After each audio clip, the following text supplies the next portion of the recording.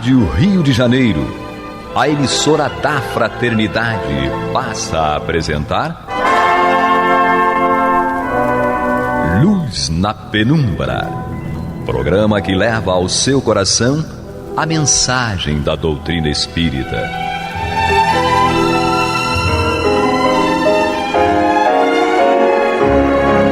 E com vocês, Henrique Parente, para o estudo de obras póstumas.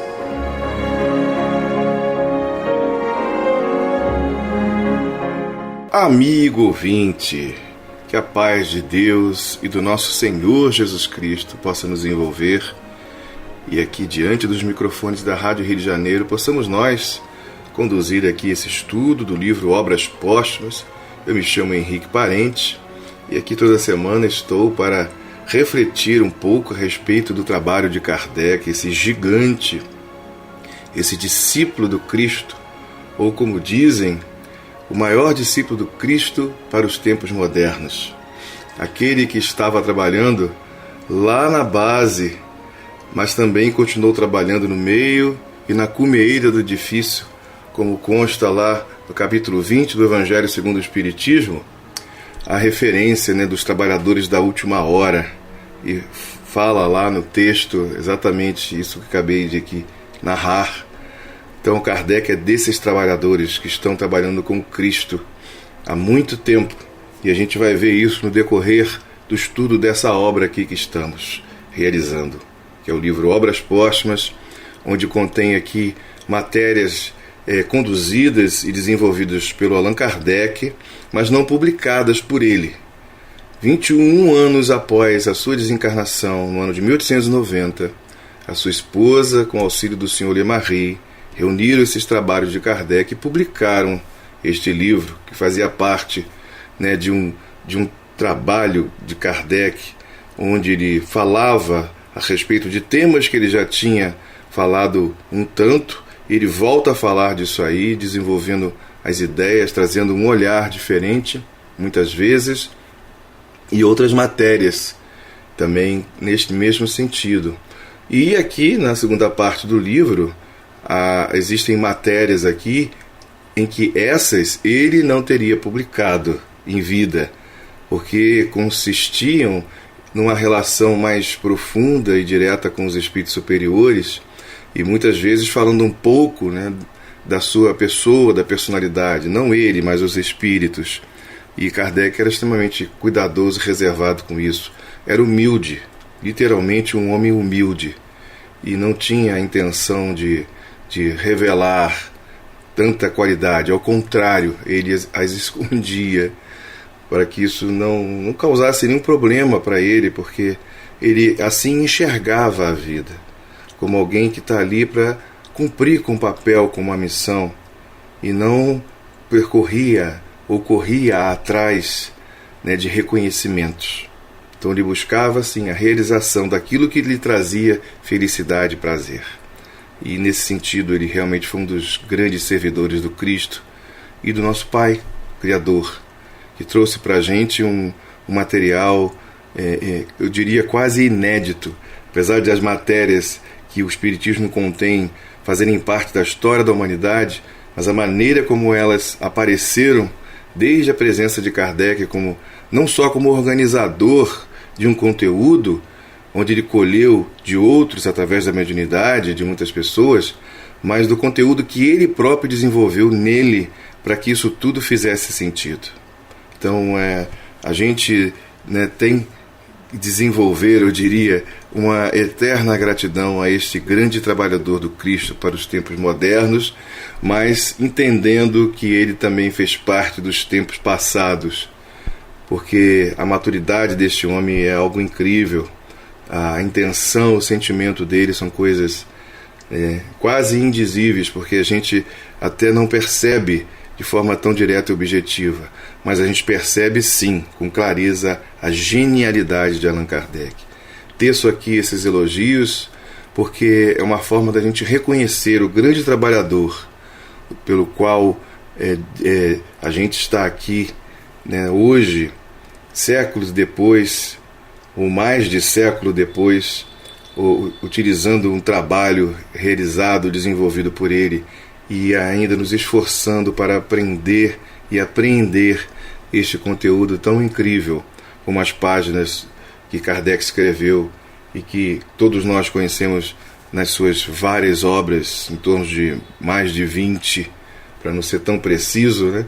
Mas mais de 20, não só as 5 obras básicas, como costumamos dizer, onde ali a gente encontra um conteúdo, sim, enxuto, bem desenvolvido, delineado por ele, mas contando com o trabalho das revistas espíritas e outras que existem também, somam mais de 20 obras, que é o que ele deixou para a gente, esse presente, esse tesouro, em que a gente vai pouco a pouco adentrando dentro dele e tirando dali o conteúdo necessário para ajudar a gente a compreender a vida tal qual ela é, nesse sentido de passado, presente e futuro.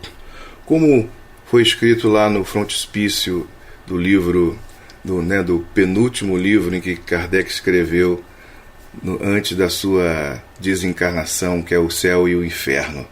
Está escrito lá: para Deus, o passado e o futuro são o presente. É mais ou menos isso aí. Mas vamos dar continuidade aqui, querido amigo ouvinte, com muito prazer, muita alegria, né, ao estudo aqui de obras póstumas.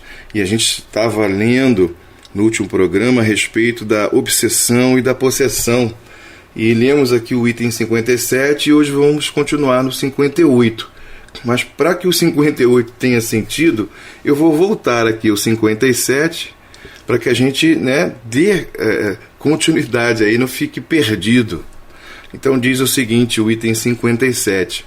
Pois que os espíritos sempre existiram, sempre têm representado eles o mesmo papel, porque esse papel é da natureza, e a prova está no grande número de obsessões e de possessões, antes de se saber, como hoje, de espíritos e de médiuns. A ação dos espíritos bons ou maus é espontânea. A dos maus produz perturbações na economia moral e mesmo física, porque a gente pode adoecer, né, por causa disso aí. Continuando aqui, que por ignorância da verdadeira causa se atribuíam a falsa origem.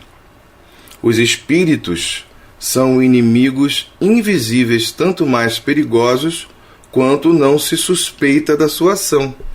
O espiritismo, revelando-lhe a existência, descobre uma causa nova de determinados males humanos, a qual, uma vez conhecida, induzirá o homem a abandonar os meios até agora empregados e a recorrer a outros que possam ser mais eficazes.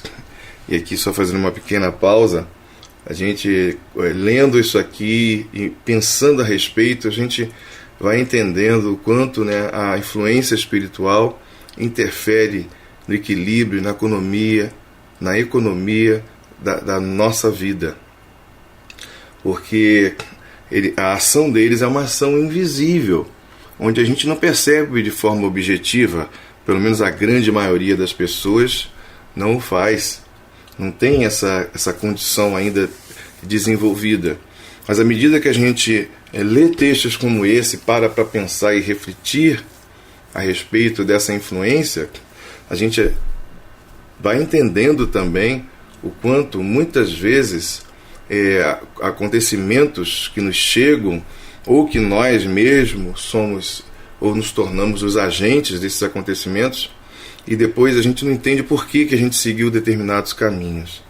E a gente fala naquela questão, né, 459 do Livro dos Espíritos, onde é dito que de ordinário são eles, ou seja, os espíritos que vos dirigem. Isso leva a gente não para o caminho do medo, como já disse outras vezes, mas para o caminho da reflexão. E a gente deve perguntar a si próprio o que devemos fazer para que essa influência diminua, para que a gente desenvolva em si próprio um senso de consciência de si mesmo. Talvez o psiquiatra Carl Gustav Jung dissesse que seria o desenvolvimento do processo de individuação, onde o sujeito ele vai compreendendo e vivendo algo em si mesmo, e não a partir da influência das outras pessoas. Já ali desde aquele período ali dele, Freud, um pouco anterior, mas que conviveu com ele também, e fizeram um trabalho juntos, pensa-se na questão da psicologia das massas. O quanto a gente às vezes imagina, né, ou acredita que está se comportando de uma forma completamente livre e sendo assim quase que exclusivamente único nas escolhas dos seus comportamentos, ou seja, singulares, e isso talvez não seja exatamente dessa maneira. O quanto somos influenciados, e a gente está vendo aqui a partir desses textos exatamente essas circunstâncias. Então, o que a gente deve fazer para evitar isso? E aí é que a doutrina espírita, trazendo esse assunto à baila, nos ajuda, nos auxilia a que a gente comece a buscar, a encontrar os reais e verdadeiros caminhos para que nos tornemos realmente individualidades.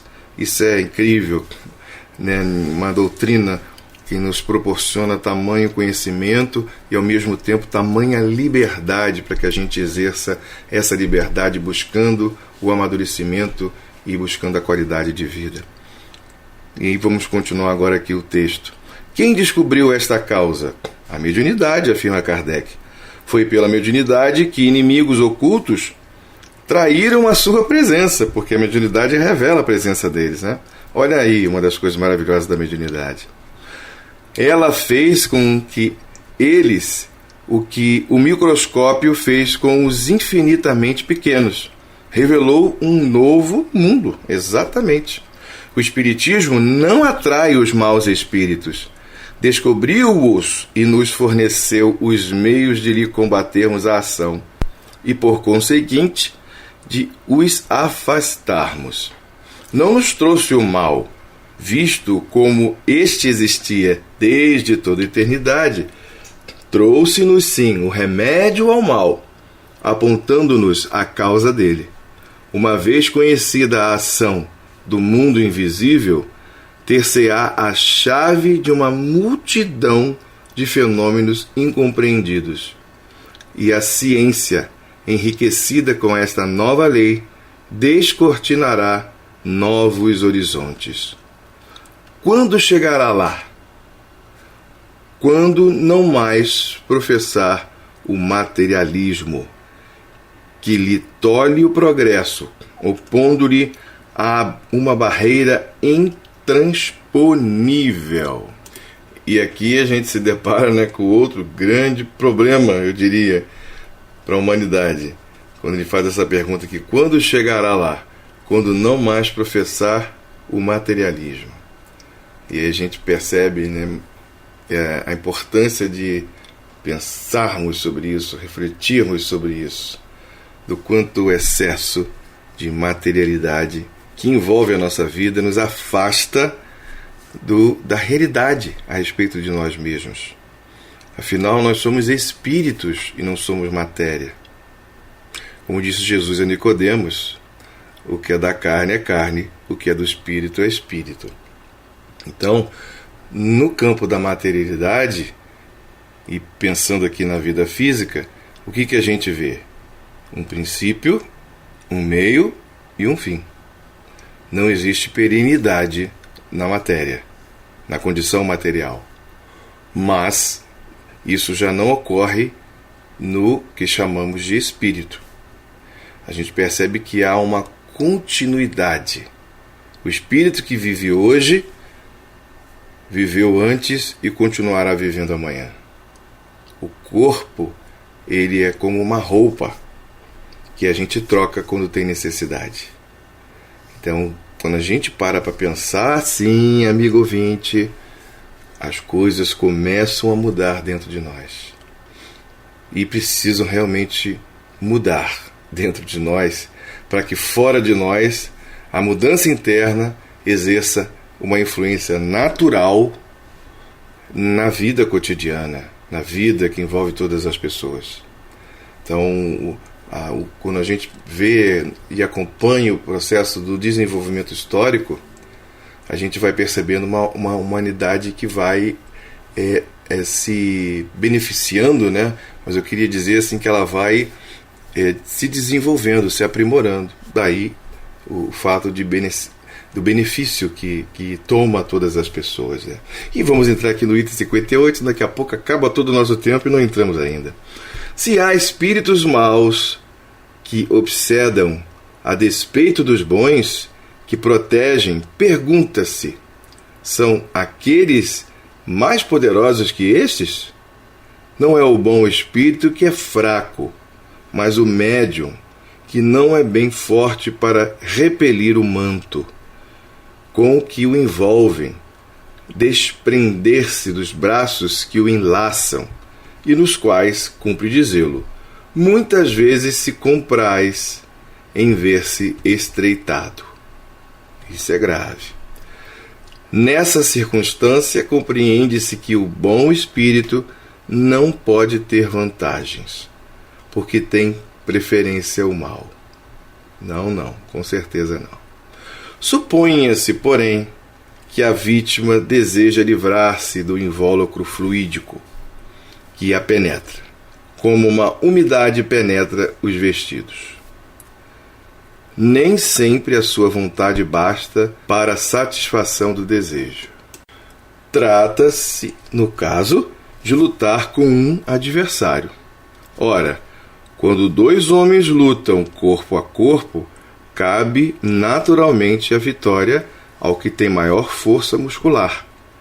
Com um espírito é preciso lutar, não corporalmente, mas espiritualmente. E nesse caso, é sempre ao mais forte que cabe a vitória, sendo que aqui a força está na autoridade sobre o espírito e esta na superioridade moral. A supremacia moral é como o sol, que desfaz as névoas pela força dos raios. Esforça-se por ser bom, por tornar-se melhor. Se já o é, por purificar-se das imperfeições, por elevar-se, enfim, moralmente, o mais que for possível. Esse é o meio de adquirir o poder de impor-se aos espíritos inferiores para os afastar, porque de outro modo eles zombarão das vossas injunções. Isso é interessantíssimo, isso me faz lembrar uma passagem no Evangelho, não me recordo aqui de cabeça, né, onde se encontra, né, mas apenas a ideia em que um homem dizia para um médium, né, que estava manifestado com um espírito pouco evoluído. Então ele diz assim: afasta-se dele em nome de Jesus, em nome de Paulo, afasta-se dele, sai dele, mais ou menos nesses termos. Aí o espírito, através do médium, diz o seguinte: eu conheço Jesus e conheço Paulo, mas você, quem é? E aí, amigo ouvinte, a gente encontra uma situação delicada. É preciso autoridade moral para tudo, eu diria, mas principalmente para situações como essa. Aquele homem referendado ali no Novo Testamento, ele não possuía autoridade moral. Então ele não devia falar daquela maneira com o Espírito, como se tivesse autoridade sobre ele. Jesus tinha esse poder, e aqueles que seguem esses passos, esse caminho, desenvolve também esse poder.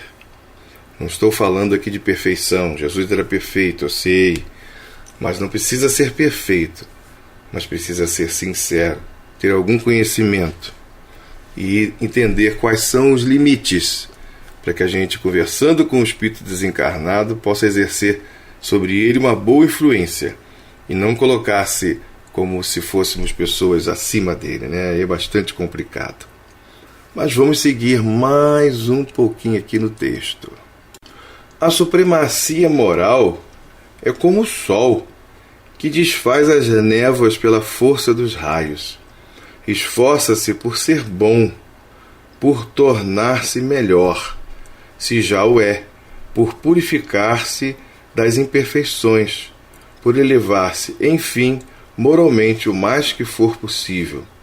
Esse é o meio de adquirir o poder de impor-se aos espíritos inferiores, para os afastar, porque de outro modo eles zombarão das vossas injunções, como está lá, né, grafado lá no livro dos Médios, dos números 252 e 279. Disse-a, entretanto, por que os espíritos protetores não os fazem retirar? Sem dúvida que podem fazê-lo, e muitas vezes o fazem. Mas onde o mérito da vitória? Se eles deixam debater-se quem tem tais ou quais merecimentos, é para que deem provas de perseverança e adquiram maior força no bem, o que lhes vale como uma espécie de ginástica moral. Bacana o termo, né? Ginástica moral. Que é exatamente essa a ideia. Ou seja, nós vamos nos exercitar. É preciso exercitar os músculos da alma, né? Então, o termo é muito apropriado de Kardec, quando fala dessa questão da ginástica moral. Muitos prefeririam, continuando o texto, com certeza, uma receita mais fácil para afastar os maus espíritos. Algumas palavras, alguns sinais, por exemplo, o que seria mais cômodo do que corrigir os defeitos. Pesa-nos bem, mas não conhecemos outro meio de vencer um inimigo, senão o de nos tornarmos mais fortes do que ele. Olha que coisa bacana, né? E a gente vai se perguntar como a gente conquista isso aí, consegue tornar-se mais forte.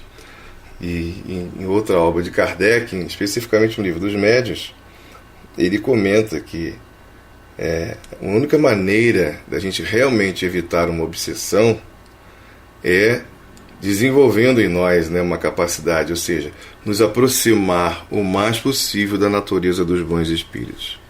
E aí é que a influência externa negativa, ela vai perdendo a sua força. E nós vamos nos fortalecendo a alma para podermos dar continuidade, né, aos processos da vida. Quando estamos doentes, continuando aqui o texto, força é sujeitarmos-nos a tomar o remédio, por mais amargo que seja, mas, em compensação, que melhora e que força quando tivemos a coragem de o tomar.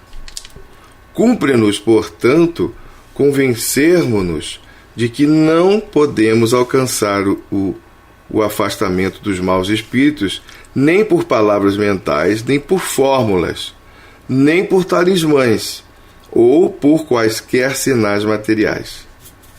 Os maus espíritos zombam deste meio, ou melhor, destes meios, que muitas vezes são os primeiros a indicar como infalíveis para melhor captarem a confiança daqueles que desejam enganar, porque assim eles se lhes entregam confiantes e sem receio. Antes de procurarmos dominar os maus espíritos, é preciso dominarmos-nos a nós mesmos. Olha que bacana.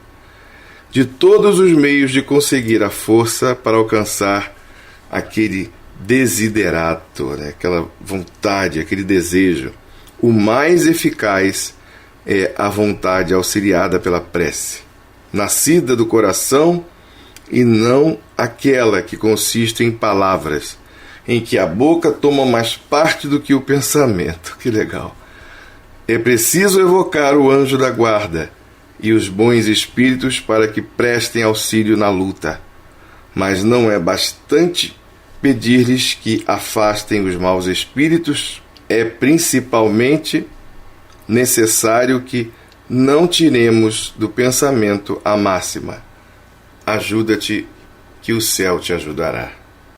E é exatamente isso, amigo ouvinte. Ajuda-te, que o céu te ajudará. É preciso que exista um movimento, algo que parta de nós. Que a gente desenvolva a vontade, um senso, um bom senso, um direcionamento.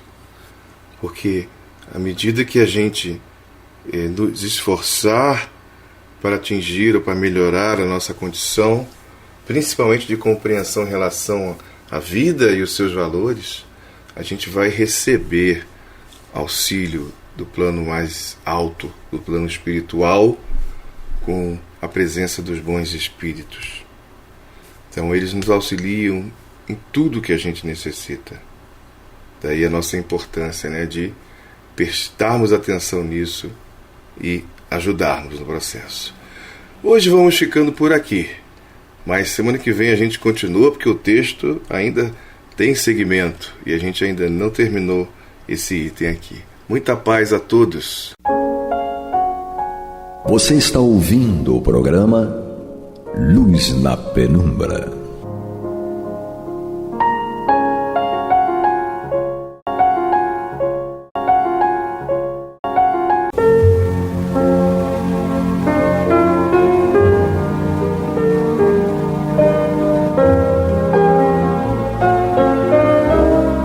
A Rádio Rio de Janeiro está levando ao seu lar e ao seu coração a mensagem consoladora da doutrina espírita, através do programa Luz na Penumbra.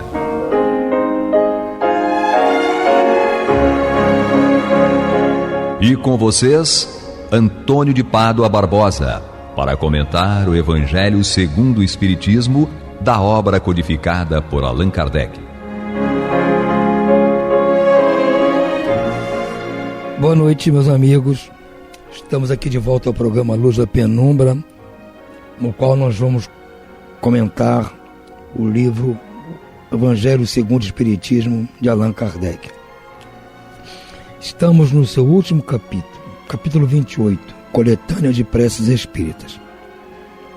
E exatamente nos seus últimos itens, que fazem parte da quinta parte, preces pelos doentes e obsidiados, e no caso, preces pelos obsidiados. Nós estudamos no último programa o prefácio trazido por Allan Kardec. Agora nós vamos hoje estudar essas três preces, que são os últimos 3 itens do livro. Então, primeiramente, Kardec vai nos trazer uma prece para ser dita pelo próprio obsidiado. Depois, uma prece para ser dita pelas outras pessoas envolvidas em favor do obsidiado, uma prece pelo obsidiado. E a última prece é uma prece que todos vão fazer pelo espírito obsessor, que talvez seja o que mais esteja precisando. Então, vamos ver. No item 82, a prece para ser dita pelo obsidiado, Kardec nos propõe o seguinte: meu Deus, permite que os espíritos bons me livrem do espírito malfazejo que se ligou a mim. Se há uma vingança pelos males que lhe fiz no passado, tu a consentes, meu Deus, para a minha punição, e eu sofro a consequência da minha falta. Que o meu arrependimento me possa conquistar o teu perdão e a minha liberdade. Mas seja qual for o motivo, imploro que o meu perseguidor, a tua misericórdia, digna-te facilitar a ele o caminho do progresso, que o desviará do pensamento de praticar o mal. Possa eu, de meu lado, retribuindo-lhe o mal com o bem, induzi-lo a melhores sentimentos. Mas também sei, meu Deus, que são as minhas imperfeições que me tornam acessível às influências dos espíritos imperfeitos. Dá-me a luz de que necessito para as reconhecer. Combate sobretudo em mim o orgulho que me cega com relação aos meus defeitos. Qual não será a minha indignidade, pois um ser malfazejo pode subjugar-me? Faze, ó meu Deus, que esse golpe aplicado à minha vaidade me sirva de lição para o futuro, que ele fortifique a resolução que tomo de me depurar pela prática do bem, da caridade e da humildade. a fim de me opor, daqui por diante, uma barreira às más influências. Senhor, dá-me forças para suportar com paciência e resignação esta prova. Compreendo que, como todas as outras provas, ela deverá concorrer para o meu adiantamento, se eu não perder os seus frutos com os meus queixumes, pois me proporciona a oportunidade de mostrar a minha submissão e de aceitar minha caridade para com meu irmão infeliz, perdoando-lhe o mal que me fez. Kardec nos remete ao capítulo 12, itens 5 e 6, ao capítulo 28, itens 15 e seguintes, 46 e 47. Então, essa prece a ser feita pelo próprio obsidiado chama atenção por 3 coisas. Primeiro, a humildade que ele está demonstrando perante Deus, principalmente, e perante todos, reconhecendo que ele é o responsável por isso. Ele próprio é o responsável por esse sofrimento. O obsessor é um agente da lei que está se cumprindo porque eu dei origem ao problema. Então reconhece isso. E se diz que se por acaso ele fez alguma coisa a esse próprio obsessor no passado, que deu origem a essa vingança, já está pedindo perdão a ele por isso. E o perdoando pelo que ele está fazendo agora. Então está mostrando humildade, perdão, está pedindo aqui para livrá-lo do orgulho e principalmente da sua vaidade, aquilo que nós falamos no programa anterior, da vaidade da própria pessoa obsidiada. Então é uma prece que faz com que a pessoa que está se utilizando dela torne-se uma pessoa já do caminho de merecer essa ajuda. Se ela for sincera, se ela perseverar nisso, nessa transformação que ela está se propondo aqui.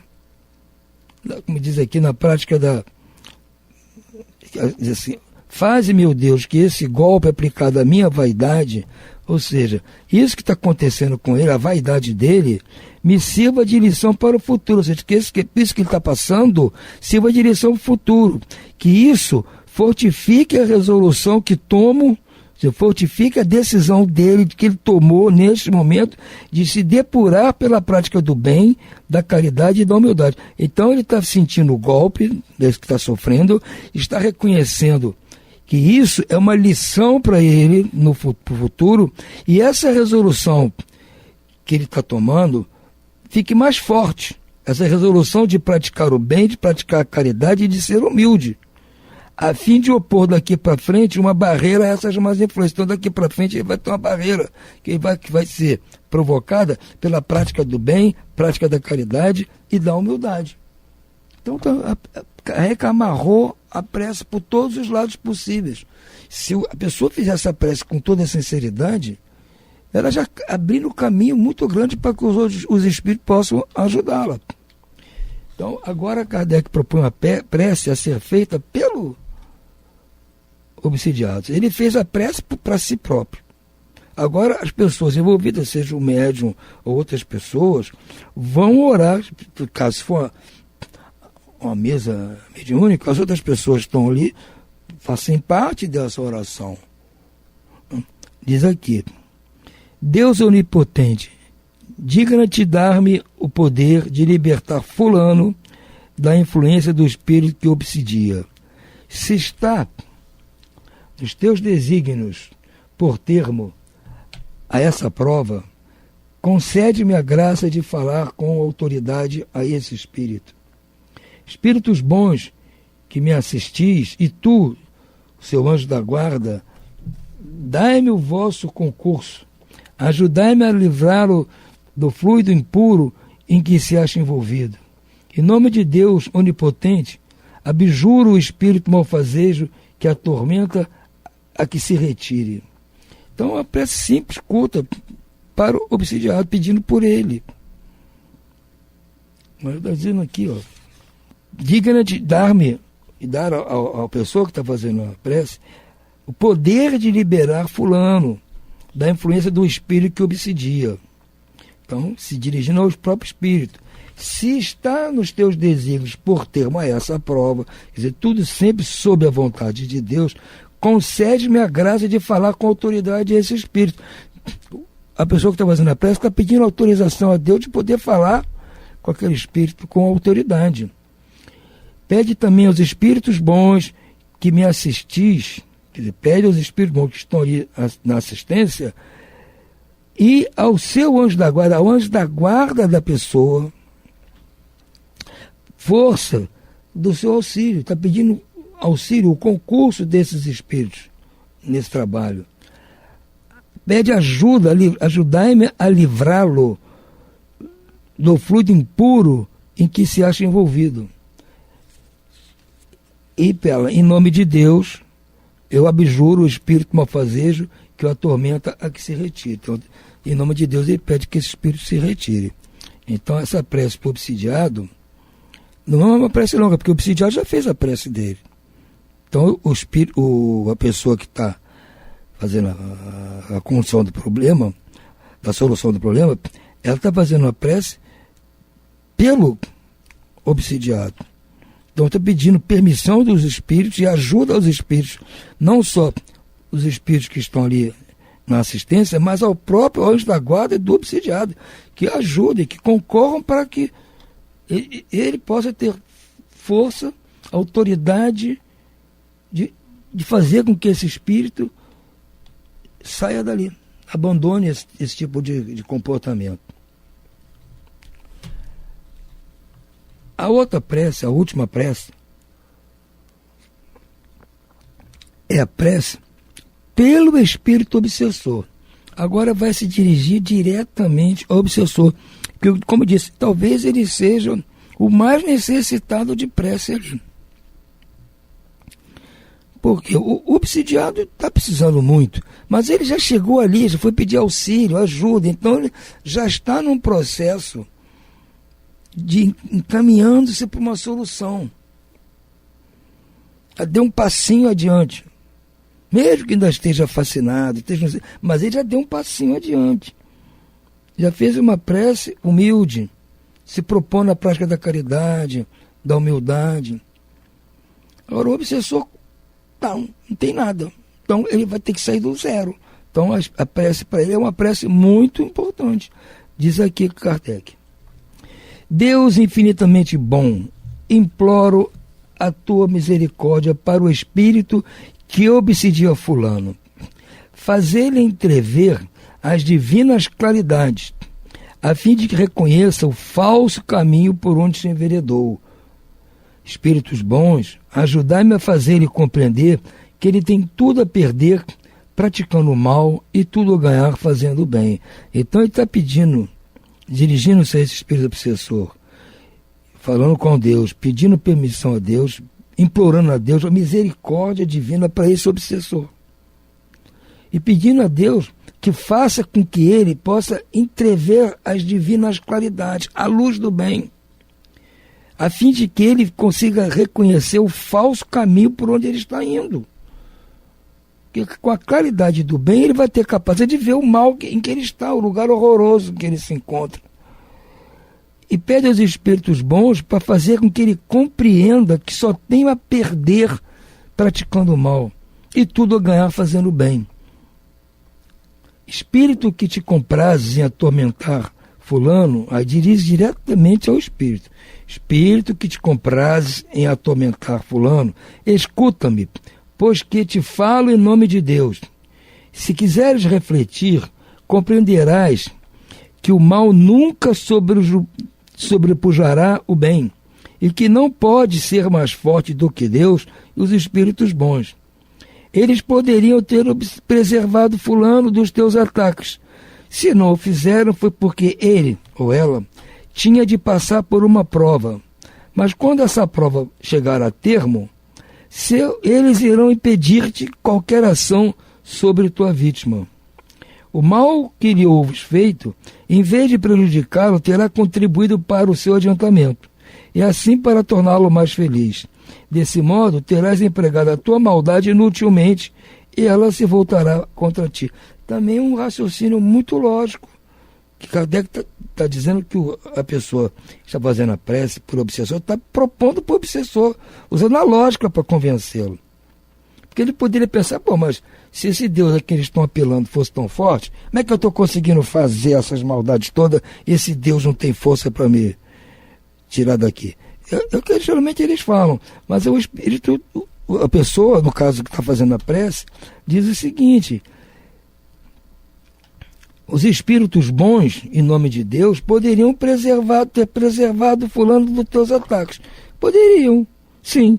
Só não o fizeram porque ele, ou ela, no caso, tinha que passar por uma prova. Ou seja, em nome de Deus, os espíritos bons, o anjo da guarda dessa pessoa, todos não quiseram fazer nada porque ela tinha que passar por essa prova. Mas quando essa prova chegar a seu termo, eles irão impedir-te de qualquer ação sobre tua vítima. Então, quando terminar o prazo daquela prova, acabou. Esse espírito mal não vai poder fazer nada. Ele vai, mas não consigo mais fazer porque acabou, a prova dele terminou. E o mal que lhes houveres feito, o mal que você fez a essa pessoa, em vez de prejudicá-lo, como você pensa que está prejudicando, terá contribuído para o seu adiantamento, porque terminou ali a prova. Então ele resgatou uma prova, resgatou uma expiação.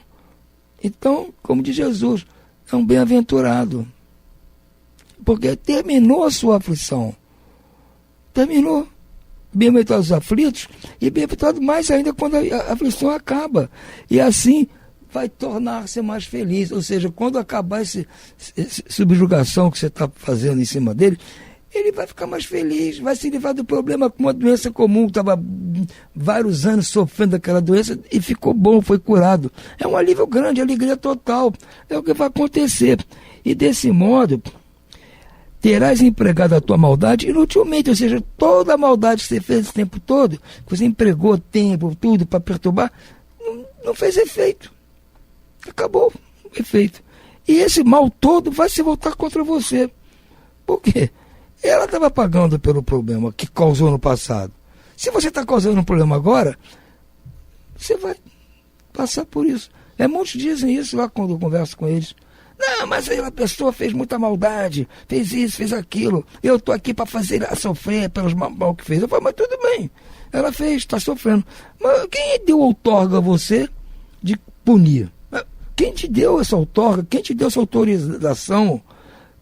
Só quem pode punir ou não é Deus, a lei divina. Ou você tem esse poder de onde você tirou? Você não tem poder nenhum. Se uma pessoa for boa, você não tem poder nenhum de fazer mal a ela. Então preste atenção, você não tem essa força toda, amigo. Vamos pensar, é isso que ele está fazendo aqui. Você vai insistir nisso, tem força maior que pode acabar com isso. Só não acabou ainda porque não chegou o momento de acabar. Mas de agora em diante não vai poder fazer mais nada. Então sugiro para você repensar a sua situação e passar para o lado de cá. Eu sempre falo isso para ele, passa para o lado de cá. Passa para o time dos bons. Ficar no time dos maus só vai perder de goleada. Todo o time do mal perde. Pode estar ganhando até os 44 segundos tempo, mas no final perde. Porque não tem como o mal vencer o bem. Você sabe disso. Você sabe disso. Segue aqui na prece então. Deus, que é o onipotente, os espíritos superiores, seus delegados, mais poderosos do que tu, estão te dirigindo ainda ao espírito obsessor, dizendo que Deus, que é o onipotente, os espíritos superiores, seus delegados, que são mais poderosos do que tu, serão capazes de pôr fim a essa obsessão e a tua tenacidade se quebrará em face da suprema autoridade. Estou dizendo, o mais força que você acha que tem, Deus e os espíritos que estão a seu comando pode acabar com essas maldades aí a hora que quiser.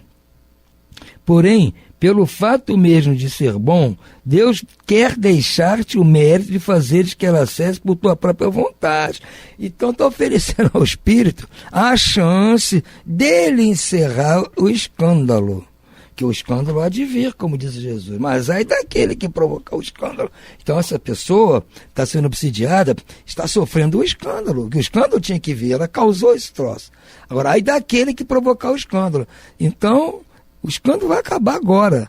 Mas se acabar por força única dos espíritos bons, o mérito é dos espíritos bons. Mas se acabar porque você que está fazendo mal decidiu que vai parar, você acabou com o escândalo. Isso é um benefício para você. É uma moratória que te consegue, às vezes é uma colher de chá que Deus está te proporcionando. Se não aproveitares, sofrerizais as deploráveis consequências. Se você não aproveitar essa oportunidade de fazer um bem pelo menos uma vez, que seja o primeiro de muitos que você vai fazer, você vai ver as consequências danosas que você vai ter. Grandes castigos e cruéis sofrimentos te esperarão. Todo o mal que você fez a essa pessoa vai reverter contra você iguais. Então toda a maldade que você pensou vai acontecer com você. E a maneira de evitar isso, ou diminuir pelo menos, é você agora se arrepender e você, por sua livre espontânea, vai dizer, não, tudo bem, eu vou cessar com isso. E muitos percebem isso na hora da conversa. Entendem isso, que eles não são burros, são inteligentes. E aí, o principal problema é a pessoa que está sendo obsidiada de voltar com seu comportamento e atrair outros.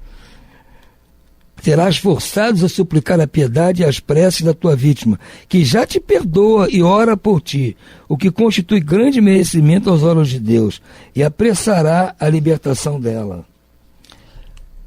Reflete, pois, quando ainda é tempo, visto que a justiça de Deus cairá sobre ti, como sobre todos os espíritos rebeldes. Pondera que o mal que praticas neste momento terá forçosamente um termo, ao passo que, se persistirem na tua obstinação, os teus sofrimentos aumentarão incessantemente.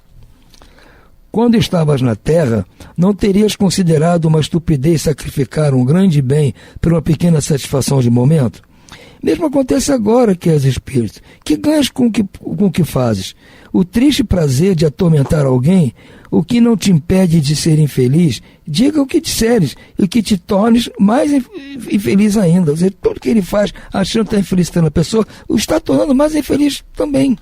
Ao lado disso, vês o que perdes. Observa os espíritos bons que te cercam e diz se não é preferível a sorte deles à tua própria sorte. Da felicidade que gozam, também tu partilharás quando quiseres, que é preciso para isso. Implorar a Deus e fazer o bem em vez do mal. Sei que não podes transformar-te de repente, mas Deus não exige o impossível, quer apenas a boa vontade. Experimenta e nós te ajudaremos. Faze que em breve possamos dizer em teu favor a prece pelos espíritos arrependidos, e não mais te classificar entre os espíritos maus, quando esperamos poder encontrar-te entre os bons. Então é exatamente isso. Ele tem que mostrar a ele quem estão os espíritos ali presentes. E geralmente eles ficam impressionados com os espíritos que estão ali, com a claridade, com a vibração daqueles espíritos. Aí ele começa a entender que não está numa boa. Aí aceita resignadamente mudar o seu comportamento. Essa prece de Kardec aqui é perfeita para isso tudo. Ele termina aqui com observação. A cura das obsessões graves requer muita paciência, perseverança e devotamento. Existe também tato e habilidade. A fim de encaminhar para o bem, espíritos muitas vezes perversos, endurecidos e astuciosos, pois há os rebeldes em graus extremos. Na maioria dos casos, temos de nos guiar pelas circunstâncias. Qualquer que seja, porém, o caráter do espírito, uma coisa é certa: nada se obtém pelo constrangimento ou pela ameaça. Toda influência reside no ascendente moral. Outra verdade igualmente comprovada pela experiência, tanto quanto pela lógica, é a completa ineficácia dos exorcismos, fórmulas, palavras sacramentais, amuletos, talismãs, práticas exteriores ou quaisquer sinais materiais. Isso é muito importante, gente. Pedir ajuda a esse tipo de coisa não vai fazer bem nenhum. A obsessão muito prolongada pode ocasionar desordens patológicas e reclama, por vezes, tratamento simultâneo ou consecutivo, quer magnético, quer médico, para restabelecer a saúde do organismo. Também é importante esse lembrete.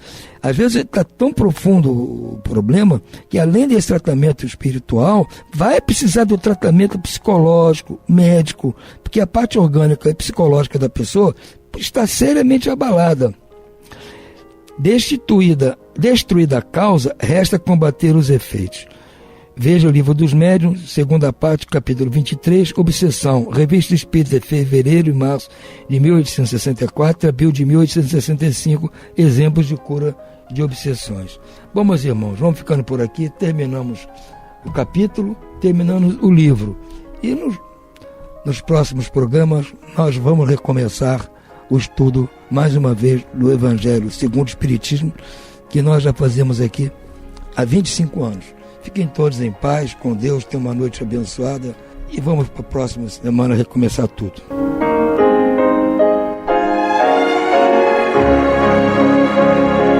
E vamos ouvir agora a prece de encerramento de nosso programa, na voz de Geraldo de Aquino. Jesus, dá-nos coragem para a luta, piedade para os insultos e misericórdia para as injustiças e ingratidões. Limpa nossa alma de inveja e ambições mesquinhas, de ódio e de vingança o nosso caminho. E que dentro em pouco, ao recolher-nos de novo ao calor do nosso leito, para que o sono nos dê a paz e o esquecimento das tristezas humanas, possamos sentir, Senhor, no mais íntimo de nosso ser, a doçura indefinível do Teu amor e a grandeza incomparável da Tua divina presença. Que assim seja.